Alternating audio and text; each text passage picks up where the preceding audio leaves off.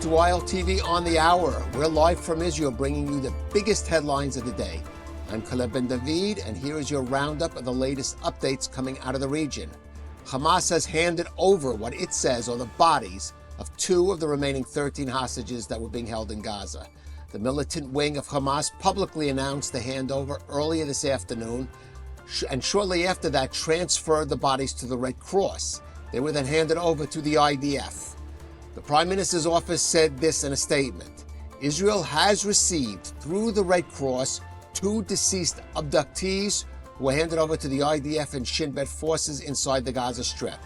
From there, they will be transferred to Israel, where they will be received in military status with the chief military rabbi. They will then be transferred to the National Center for Forensic Medicine of the Health Ministry. At the end of the identification process, an official notification will be given to the families. All the families of the deceased abductees have been informed, and our hearts go out to them at this difficult hour. The effort to return our abductees continues continuously and will not stop until the last abductee is returned. Now, this comes just days after the terror group handed over what it said were the remains of one of the hostages still held in Gaza, but it turned out to be that they belonged to Ofer Tzarfati. He is a former hostage whose body was partially recovered by the IDF last November. And right now, a massive protest by the ultra-Orthodox or Haredi community is underway in Jerusalem. Police had expected a turnout of some 500,000 people today at the entrance to Jerusalem to take part in what was billed as a 1 million-man protest march against the conscription of ultra-Orthodox young men into the Israel Defense Forces. And there are estimates that the crowd is in the hundreds of thousands. Now, the rally began earlier this afternoon at the Capitol's entrance, and Highway 1 from Tel Aviv to Jerusalem was closed for a few hours.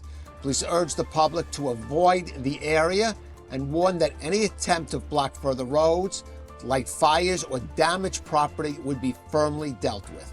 But along with blocking streets, ultra-Orthodox demonstrators took to the rooftops in the surrounding area and also climbed atop construction cranes.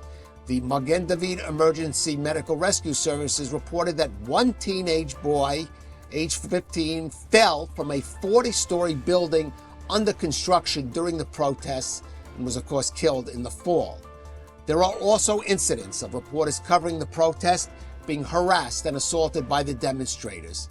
Among them was ILTV'S executive editor, Maayan Hoffman, who was harassed by a crowd of protesters as she attempted to report live from the scene this afternoon.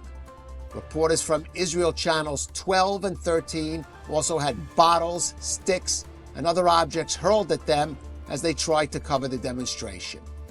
There are also reports of the demonstrators clashing with bystanders during the rally.